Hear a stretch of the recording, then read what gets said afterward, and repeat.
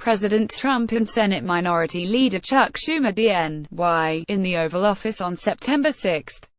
VucciAP President Trump spotlighted a familiar culprit after the terrorist attack in New York City on Tuesday: U.S. immigration laws.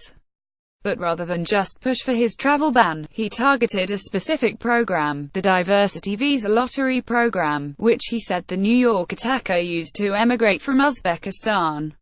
Then he spotlighted one specific culprit: Senate Minority Leader Charles E. Schumer DN.Y. A Chuck Schumer beauty, Trump declared of the program. Ensue outrage. Trump's very personal allegation was quickly denounced by Democrats. In response, Schumer is now pointing to Trump's proposed budget having contained a cut to a program that helps cities prevent and recover from terrorist attacks. President Trump, instead of politicizing and dividing America, which he always seems to do at times of national tragedy, should be bringing us together and focusing on the real solution: anti-terrorism funding, which he proposed to cut in his most recent budget, Schumer said. It's 100% true that Trump calling out Schumer by name smacks of politics. But it's also true that both men are now essentially attacking the other's policy in response to the tragedy. In a sense, both are now politicizing it, even as Trump clearly got the ball rolling.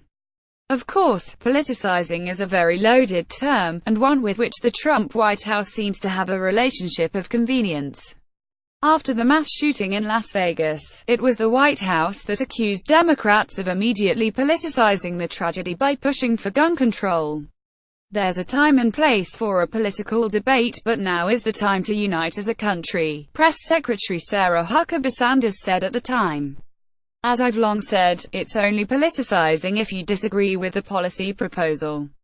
If you think it's a good idea, then it's a much-needed reform, proposed at precisely the right time.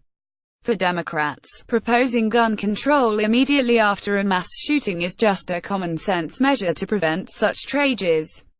Republicans who disagree that gun control is the answer see this as Democrats seizing upon tragedy to push their anti-gun agenda.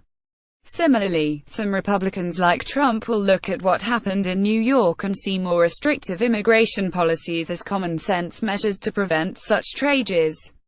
Democrats who disagree that the country should turn away immigrants see this as Trump seizing upon tragedy to push his anti-immigrant agenda.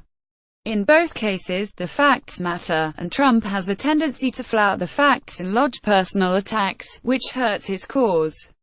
But his basic case about immigration laws needing to be strengthened isn't inherently politicizing tragedy any more than Democrats pushing gun control is politicizing tragedy. Trump has long argued that our immigration system is too loose, and reining in this type of visa lottery program in favor of a merit-based approach very much fits with that argument. In this case, Trump is spotlighting a program that was indeed first proposed by Schumer back in the early 1990s and included in a larger immigration bill. The more recent Gang of Eight immigration proposal, of which Schumer was a part, would have gotten rid of it and led to a more merit-based approach. In other words, Trump's basic proposal in response to what happened in New York is within the main and is something Schumer wants backed as part of a broader deal. But by calling Schumer out by name, Trump made it much easier for critics to accuse him of politicizing the issue.